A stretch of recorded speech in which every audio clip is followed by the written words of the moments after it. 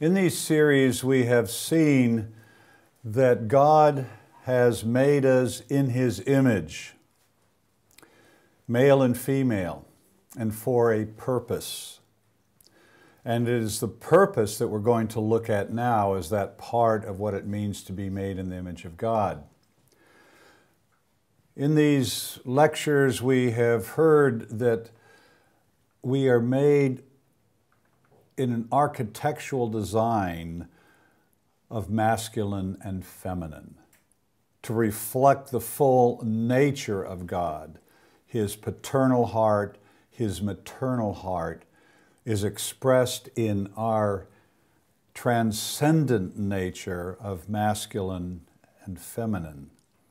And from that transcendent nature, He has built us as human beings in the flesh, male and female, to reflect that transcendent nature. We've listened to Jacques Monod, who has said that we can study all living things and find in their structure and performance their purpose. And of course, Monod was an atheist, but he recognized because we can see a purpose in all living things, there must have been a purposer, there must have been a designer. We have looked at our distinct, not only transcendent natures, but biological makeup as men and women. We're not interchangeable, but we are made biologically to complement each other, to fit together, to be community together. And we have been made this way for a purpose. And that is what we're going to be looking at in this session. We've been made complementary to fulfill the purpose of the cultural mandate. And this is the functional view of our being made in the image of God. There are three facets to being made in the image of God. The structural view, this is our nature of being human. We are made in the image of God. There are aspects of God's nature that He has placed in us as human beings. We have seen that we have been made for community, to form families, to form nations of families. And now we're going to look at the functional view, the cultural commission. And we find this in Genesis 1:26b and 28. And let them have dominion over the fish of the sea, and over the birds of the heavens, and over the livestock, and over all the earth, and over every creeping thing that creeps on the earth. And God blessed them. And God said to them, be fruitful and multiply and fill the earth. This is the social aspect of the cultural commission. And subdue it and have dominion. This is the developmental aspect, the functional aspect of the Great Commission. Over the fish of the sea and over the birds of the heavens and over every living thing that moves on the earth. So we are to function as stewards of creation.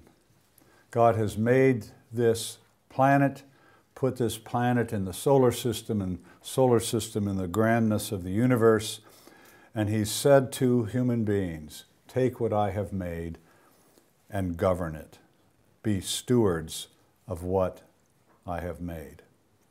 And in this cultural commission, or cultural mandate, you have two sub-tasks: the social mandate to form families and the developmental mandate for those families to steward creation. And we've seen that a single man cannot do this. A single man cannot reflect all that it means to be made in the image of God, and a single man cannot fulfill the cultural commission. Neither can a single woman. It takes male and female to fully manifest the image of God, and it takes both male and female, the aspects of our nature as men and women, to fulfill the cultural commission. We have a shared purpose. We are made to procreate or co-create. We are made to co-rule. We are the kings and queens, and we are to co-steward. We are to develop what God has made. When we think of the picture of a king and queen, here's the king and queen of Thailand. This is the royal governing of creation.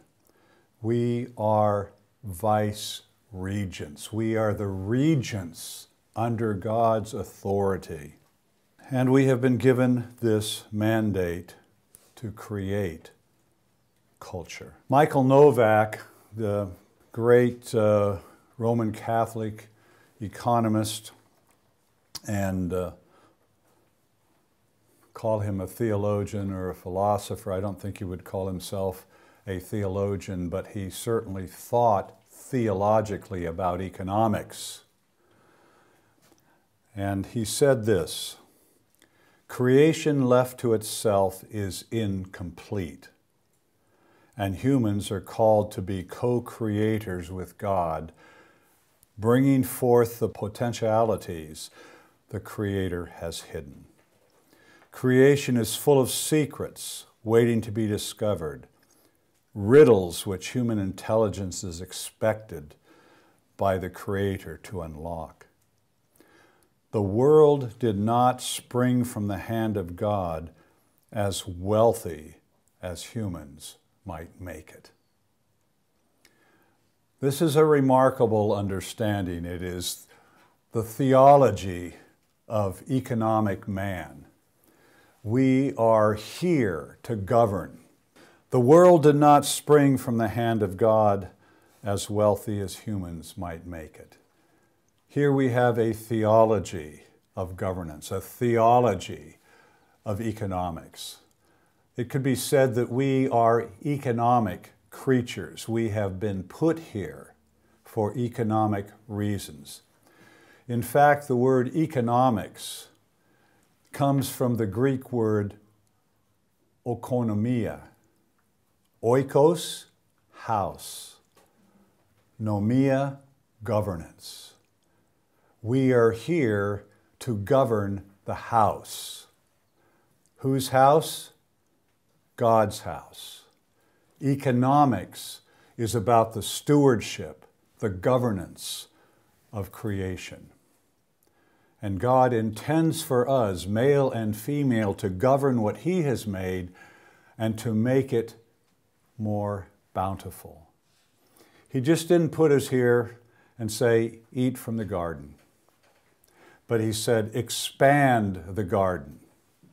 Create orchards and vineyards. Make dance. Make music. Make beautiful fabrics.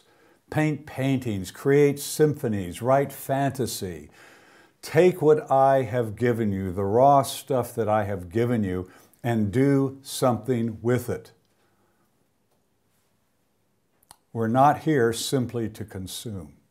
We're here to co-create with God. And when you see poor children, they're not defined by their poverty. They are defined by their being made in the image of God, and they are here to co-create with God. This is the framework for our very existence.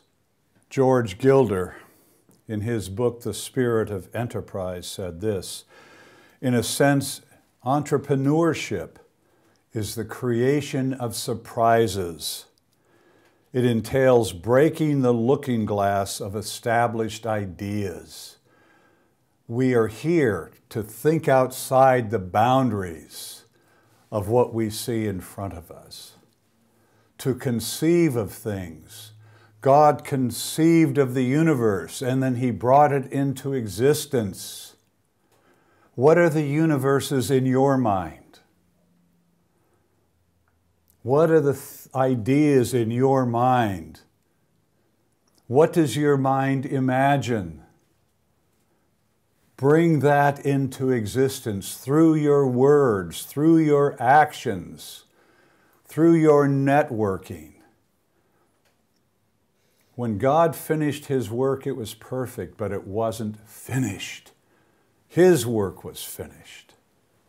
And now He said to His image bearers, those who bore His image, take what I have given you and do something with it. This is the cultural mandate, and it's why we are here. He not only gave us the mandate, but in Genesis 1:28, it says, and God blessed them. In other words, He equipped them. He gave them what they needed to do the task that He had put before them. He endued them with power for success, for prosperity, for fruitfulness. And that blessing includes internal capital and external capital. And we need to think in both terms. What has God built into you that is capital that you can use to take what God has given and do something with it? To bring it into bounty. Think of the seed.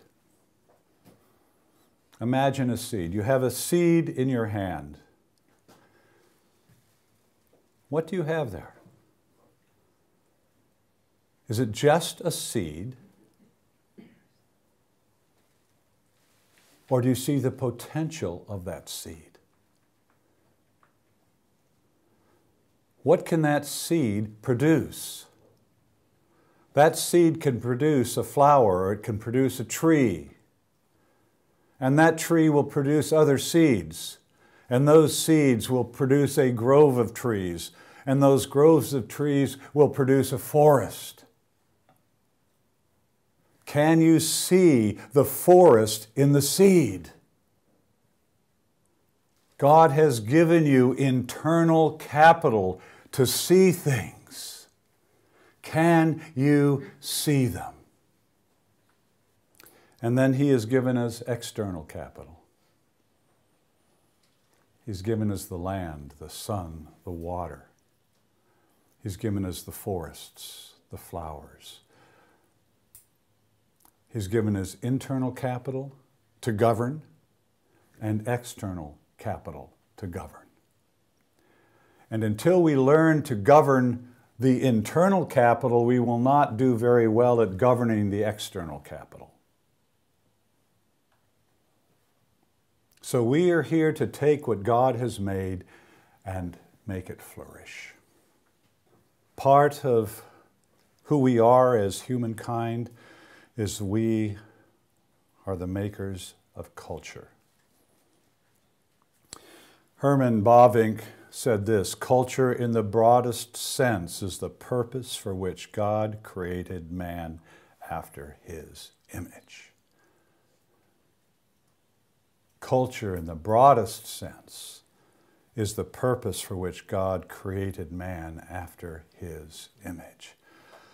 I didn't just put you here to be consumers.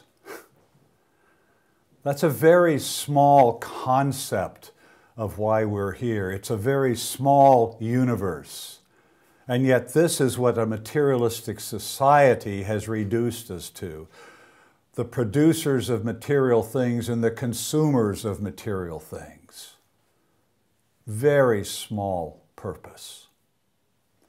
No, you are here to govern what God has made and to bring it to a point of flourishing. Vishal Mangalawadi says it this way, God speaks and creates the universe.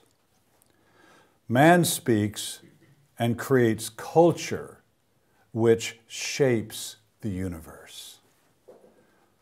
God speaks. He spoke the universe into existence. And He made us in His image.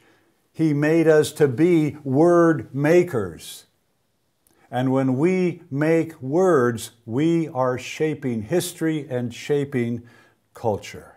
We find this grand purpose of our existence in Psalm 8, 3 through 8. When I consider the heavens, the works of your fingers, the moon and the stars which you have set in place. What is man that you are mindful of him, the Son of Man that you care for him? When you think of the vastness of the universe,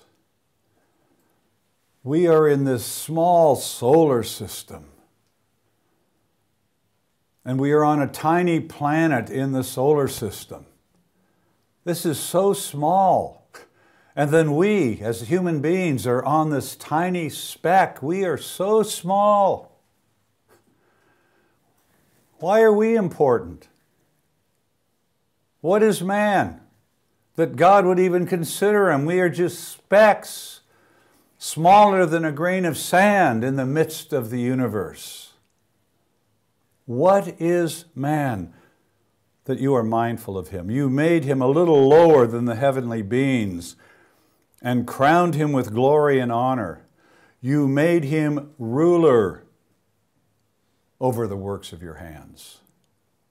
You put everything under his feet. Amazing. We must not say, I am nothing. We must not say, I have nothing. That is not the language of God. No, we are a little lower than the angels, but we are made to rule over the works of God's hands. Wow. How do you see your life? What is the framework in which you are living? And how can we come and read the Scripture and see the incredible framework in which God has placed us? There are two ways of stewardship. The first way is found in Genesis 2:15. The Lord God took the man and put him in the Garden of Eden to work it and take care of it. This is our physical body. We are to work and we are to take care of. We are to progress and we are to conserve. The word here for work is a wonderful word, Hebrew word, and it's very revealing. The word work here is avodah, and half the time it's found in the Old Testament it is translated work. And the other half of the time it's translated worship. We have different roles, we have different jobs, we have different functions, but they are equally important before God. And we are worshiping God. Avodah, this is our worship before God. This is our worship before Him, taking care of the kids, working in the marketplace, in an office, and whatever you do. In our lives today, we separate work from worship. Worship is what we do on Sunday, work is what we do on Monday. Which is more important? Sundays are more important than Mondays. It's how we think, this sacred, secular divide. No, there is no sacred, secular divide. In the Hebrew mind, avodah, work, and worship. Our work is worship. We've been placed here to worship the living God. And how do we worship the living God? By transforming what He has given us into something for His glory. So we're put in the garden to work it, to create something new from what He has given, from the raw materials, to create something new and glorious. Women and men. And the second word deals with to take care of it, to preserve it, not to rape it, not to destroy it, but to protect it against rape and destruction. So the first way of stewardship is with our physical nature. It is to tend and work the soil. And the second way of stewardship is found in Genesis 2:19 through 20. Now the Lord God had formed out of the ground all the beasts of the fields and all the birds of the air. He brought them to the man to see what he would name them. And whatever the man called each living creature, that was its name.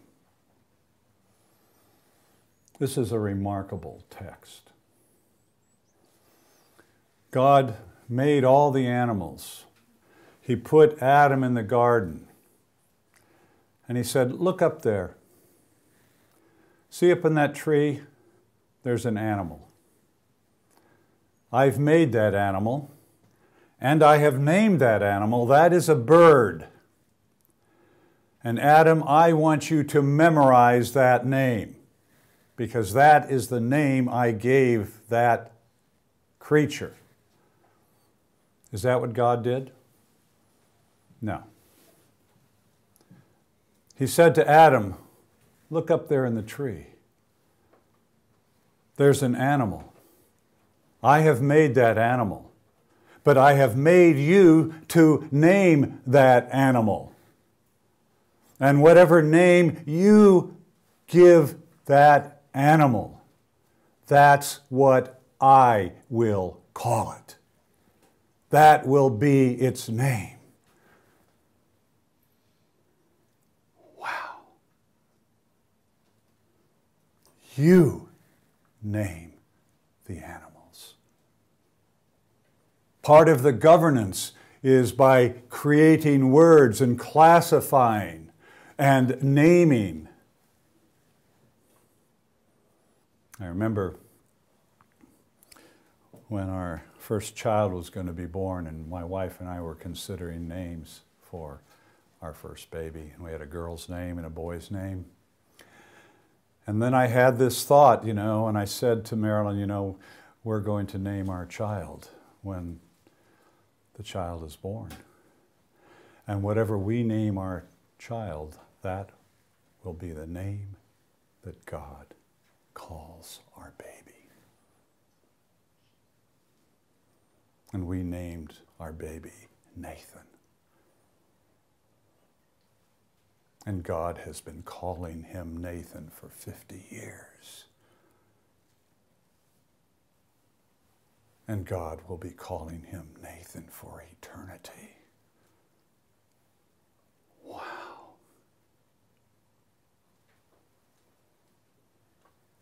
How can this be? Because we are made to be vice-regents. We are made to steward what God has made. And part of that stewardship is by naming things. And when you have a baby and give that baby a name, this is part of what it means to be made in the image of God. So the first way of stewardship is with our physical bodies. The second way of stewardship is with our minds and our reason, in categorizing things and organizing things and naming things. We find here a family of words that is helpful. Cult is worship. It's the worship of a divine being. Where does culture come from? It comes from worship. Culture is the temporal manifestation of a people's faith. Culture is religion externalized. We make cultures like the God, like the nature of the God that we worship. And cult and culture are related to the word cultivate, to cultivate the land, to prepare the earth for seeds and for physical flourishing. But it's not just to cultivate the soil, it's to cultivate the mind and cultivate virtue. This is part of what education is to do. It is to cultivate the mind.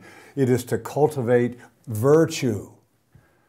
But we don't have this concept in the world anymore. It's gone from our vocabularies. The idea of virtue, it's gone. The concept of cultivating virtue, the concept of cultivating the mind, stimulating the soul. This is the creation of culture. This mandate is comprehensive. It's in time for all of human history. It's in space over all the earth, over all the spheres of society. It's over family, business, political governance, science, education, the arts, agriculture. We are to bring everything under the lordship of Jesus Christ. This is why we're here. And too often as Christians, because we have this sacred secular dichotomy, the only thing we're about is spiritual things. If it's not religious, if it's not spiritual, it's not important. No, that's a lie. That's a dualistic Greek mindset. No, avodah, worship and work, holistic mind, holistic concept. The mandate is for all of time, all of the earth, and for every sector of society. And then we find something incredible. The words we've been talking about are at the beginning of history. But there is an end of history when Christ is going to return. And He's going to return to get married. And something is going to happen when He comes back. He's going to gather all the nations to the holy mountain, to Mount Zion, to the city on the holy mountain, the city of Jerusalem, the holy city. And we'll see in a few minutes that there's a concept where the kings of the earth bring the glory of their nations into the city of God. But we begin to see this in 1 Kings chapter 10, where the Queen of Sheba, today Sheba, the ancient Sheba, is probably Yemen today. The Queen of Sheba recognized Solomon as the human king who was above all human kings. He was the great king of the Hebrew people. And she brought gifts representing the glory of her nation to Solomon in recognition of who he was. And she brought gold and spices and precious stones. We find in Matthew's gospel that when Christ was born, the Magi from the east came, the ambassadors from the Gentile world came to the King of the Jews. And they brought gifts from their nations, the best that their nation produced. And they brought them and presented them to this baby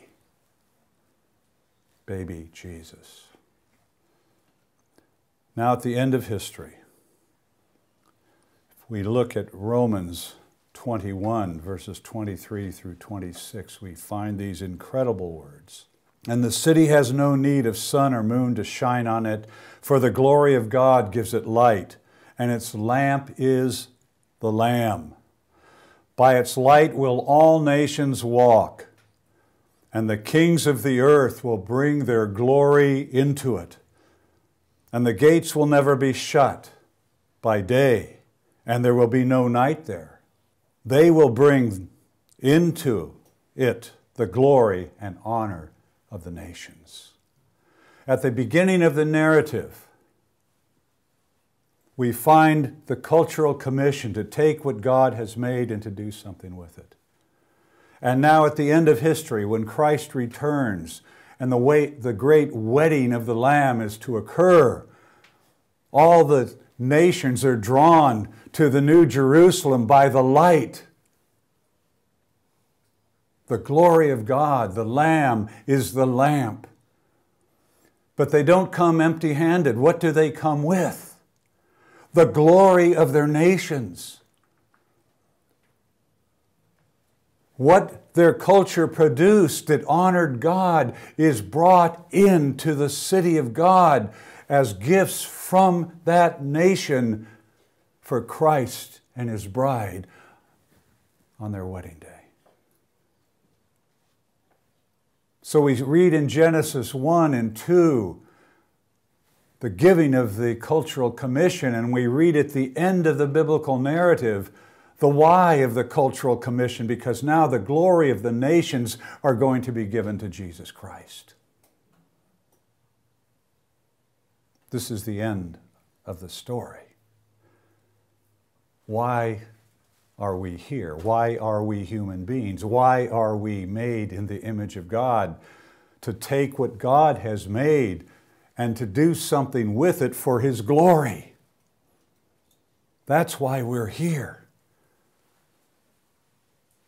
And at the end of history, those things that were made in our culture for His glory will be the gifts of the kings and queens to Jesus Christ. It's a huge story. It's a beautiful story. It's a comprehensive story, and it gives us a place in history. What is man? In the immensity of the universe, what is man that you are mindful of him? Well, I've made you kings and queens to rule over what I have made. My brothers and sisters, that's why we're here. So let's celebrate female and male. And let's celebrate our existence for the glory of God.